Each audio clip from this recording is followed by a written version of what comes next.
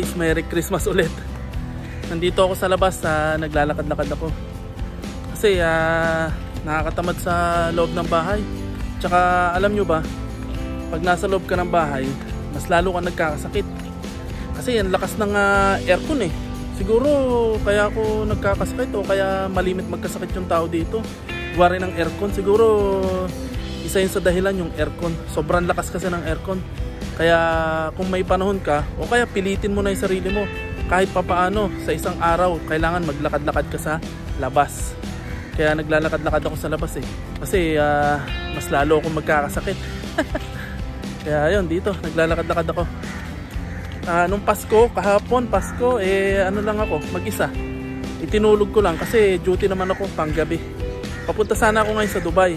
Gawa ng may binili akong pantalon online dun sa tropa ko. Ang problema, yung tropa ko tulog pa. Bukas na lang daw niya i-deliver yung in-order ko. Bukas na lang daw siya pupunta dun sa trabaho ko at dun niya ibibigay yung yung pantalon na in-order ko. Kasi wala na akong pantalon eh. Yung nag-iisa kong pantalon, wasak na yun eh. Butas na yung puwitan, tinahilang. Kaya wala akong pantalon, kaya bumili akong pantalon. Doon na lang ako sa barkada ko. Yan. Sinusuportahan ko siya. Support local. Hindi, tropa ko yun eh. Kaya yun, susuportahan ko yung business niya. So dito muna ako sa park at maglalakad-lakad.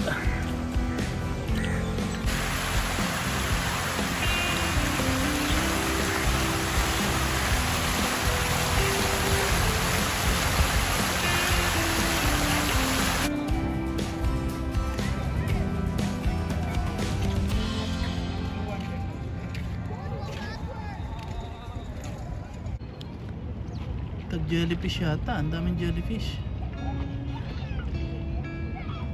Puro jellyfish.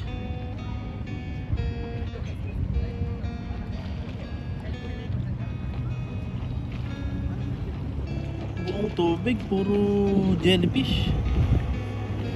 Puno ng jellyfish. Kung sa Pilipinas, pinomeno na to, pagkakaguluhan na. Sasabihin milagro. Wala lang. Baka season ng jellyfish. Kumakain yan. Sarap sana. Ang dami. Alright. Upo muna ako dito sa damuhan. Kasi masakit na yung paa ko kalalakad. Hindi pala talaga ako pwede mag Canada o kaya US. Kasi mahina ako sa lamig. Konting lamig lang nagkakasakit na ako. Kaya hindi ko pwede sa mga bansang yun. Sa totoo lang, mas magkakasakit ka dito kapag lagi ka nasa aircon. Kasi yung mga bahay dito, malalakas yung aircon. Yun nga isang kasamahan sa trabaho, may trangkaso na eh. Kasi sobrang lakas ng aircon nila sa bahay. Hindi sila naglalakad-lakad sa labas. Kaya, yun, tinamaan sila ng peste. Kaya ako ito, makaramdam lang ako ng konting bored, ng konting stress, ng konting kalungkutan. Lumalabas ako, naglalakad-lakad ako. Andito ako. Buti na lang pagbaba ko ng bahay ko, may magandang park dito. Nakakapaglibang-libang ako. Lalo na kahapon, Pasko. Mag-isa lang ako. Wala yung pamilya ko, kaya sobrang homesick ako. Tapos ngayon, wala rin akong kausap. Kayo lang. Sarili ko lang. Nag-celebrate ako mag-isa. Ang ginawa ko kahapon, kumain ako ng madami. So para na rin akong nakikain o namasko sa ibang bahay kasi sobrang busog ko kagabi. Kumain ako ng kalahating grilled chicken. Inuubos ko lahat, grabe. So sabi ko sa sarili ko, parang nangapit bahay ako sa Pilipinas kapag bisperas ng Pasko nakikikain. Hindi nga lang katulad sa Pilipinas na spaghetti, pansit, mga ganon. Pero at least nakaraos, na-celebrate ko rin kahit papano kahit mag-isa lang ako. Sa dati kong trabaho, kapag ganitong may okasyon na pumupunta ako sa kanila pag may mga handa sila o kaya may mga nag-iimbita o kaya sila pumupunta sa akin. Pero ngayon wala kanya-kanya kami at saka mas lamang yung ibang lahi kaysa sa Pilipino dito sa bago kong trabaho. Tapos kaya ganun kami nung dati kong company kasi kami yung pioneer.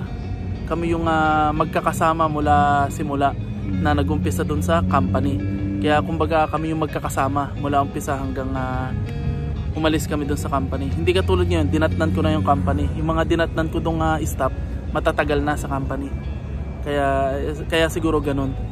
Hindi katulad nung dati. Kaya ngayon, yun, mag-isa ako. Hindi ako pumunta kahit kanino. Kaya doon lang ako sa bahay, natulog na lang ako at nagpahinga. Tapos kanina, naglaban na ako. Tsaka, yun, nagluto ng pagkain. Adobo lang naman niluto ko.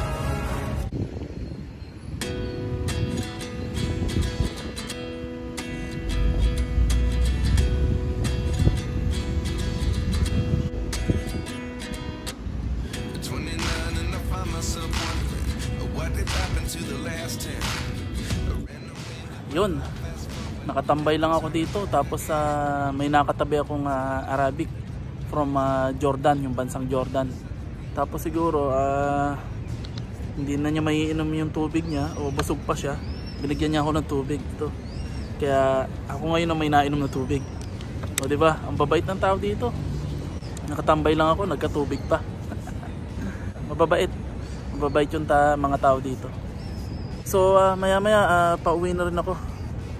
Hinihintay ko lang matunaw yung pagkain sa tiyan ko kasi sobrang dami ko nakain. Ang dami kong nadaanan na masasarap na pagkain, shawarma, grilled chicken, pero hindi ko kaya. Sobrang busog ko pa. Siguro bukas na lang ako kakain. Hindi muna ako kakain ngayon. Hanggang bukas na lang. At talagang sobrang busog ko pa. So maya maya alis na rin ako. Tapos pagdating sa bahay, manonood na lang muna ako ng movie. Hanggang sa, yun, tulugan na. Tapos bukas, duty ulit. Morning ako bukas. Bukas na lang makikipagkita dun sa tropa ko. Kukunin ko yung binili ko online. Yung pantalon na cargo. Kasi wala nang pantalon eh. So bukas na lang kami magkikita.